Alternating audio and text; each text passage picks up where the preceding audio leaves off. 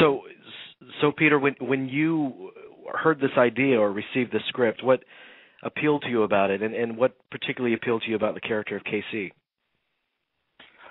I'm getting a bit older now. I sort of have a lot in common with that guy.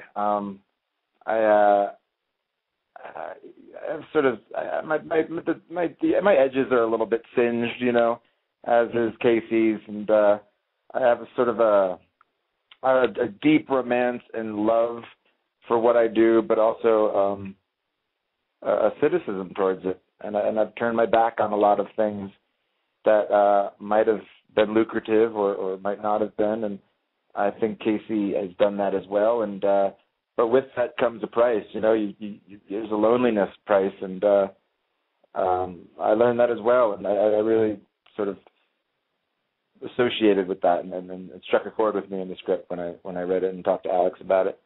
And I also don't know.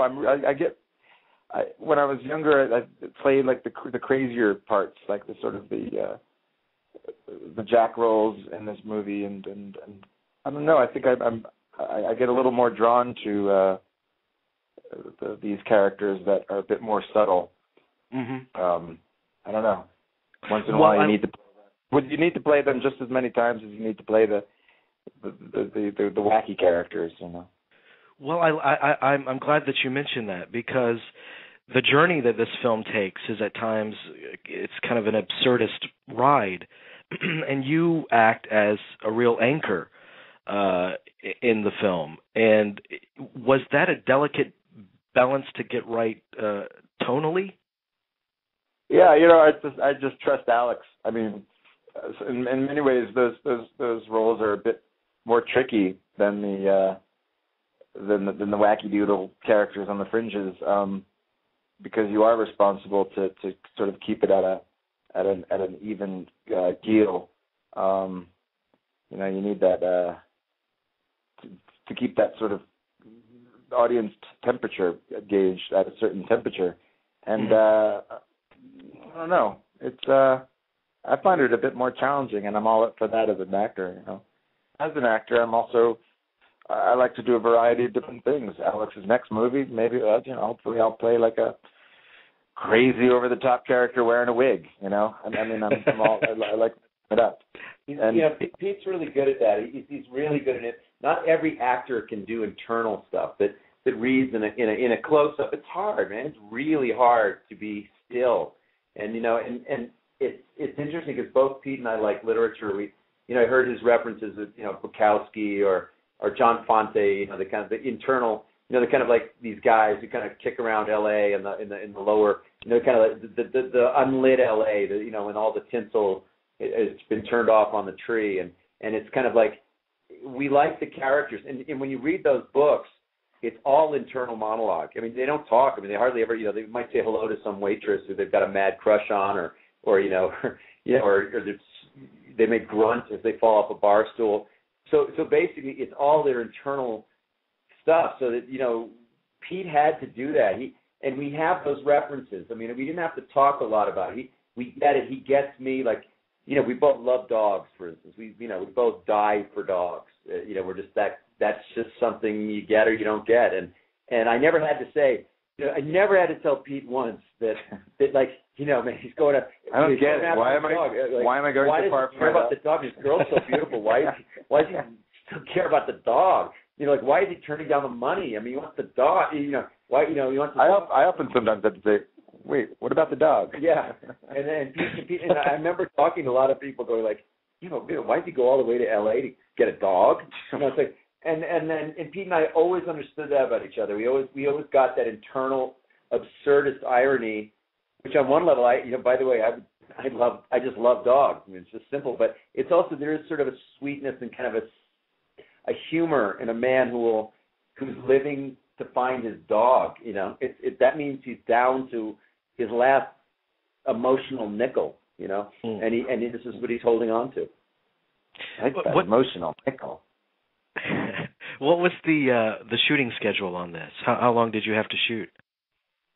It was actually really nice. It was probably about 30 shooting days. Yeah. But we because of everybody's schedules and stuff, we had to work around some stuff. So we took a couple weeks off, and then we shot the end of the movie a couple weeks later, or parts of the end of the movie a couple weeks later because of people's, everybody on this movie is a great actor, so their lives and schedules, their work schedules are complicated. So we sort of had to weave and work around some of those, but it all worked out in the end. So we probably shot it in about a month. Well, yeah, it's a stunning cast, absolutely. Yeah, and as you liked the film and you saw the film, it goes a lot. I mean, there's so many exterior locations. I mean, we moved. We went from Mexico to every bit of the underbelly of L.A., and we went on locations, and we shot downtown. We shot out in the Salton Sea, and we shot, the last ending in Mexico. We shot in Mexico, but we also shot in one area, in one place. We shot, I think we shot in a nightclub on Sunset Boulevard. We went out to Salton Sea. We went down to Mexico. So we shot, we scrambled and shot. I was very lucky on a low-budget film to have hit so many locations. But there was such freedom in that because if one location wasn't ready, we would just immediately jump to something else. Like there's a scene with Boone and I on the moped. Yeah. Boone and I spent a lot of time on that moped because we kept adding more and more stuff and the stuff that we could accommodate given the schedule. So there's a lot of even though our budget is very limited, there was a certain amount of freedom to what we could do, which was really lovely. That's exactly what I was curious about, and I'll let you go after I ask this because I know you guys are very busy. But with independent film, obviously, you're always fighting for more money and more time. But that kind of situation, does it lend itself more to creative solutions? Oh yeah, completely. I've said it before. The lovely thing about doing these independent films, at least this one, is things are solved creatively rather than financially because you're not given the choice, really. And I think a lot of things in Hollywood are solved financially, and that's when you get into the things that become sort of mediocre material. I think not enough things are solved creatively, and I think when you're not given a choice, that sometimes it can be a blessing. I actually would add that I would say I'd love to make a T-shirt and give it out as swag on Main Street that said "People make films, not money." And yeah, probably wouldn't be the most popular swag item, but I think that. But I mean, I really do believe that. I believe that we do our best work when we kind of have a solution to come up with it. It's the hunter-gatherer in all of us. It's like, oh, how do we cross river? Me take stick and hit you on head and swim. It's like Or no, wait, me pay you $1 million for nice raft. Oh, smart idea. What is $1 million? No, but like in other words, we're at our best when we're problem solving. Hey, I know we're going to go, and I just want to say one last thing.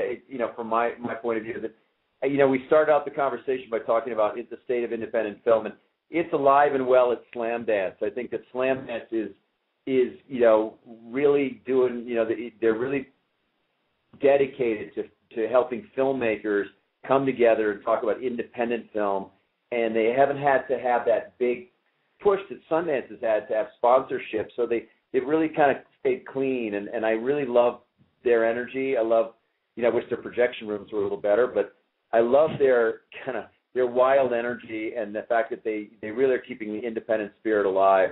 So I was very honored to have had the opening night.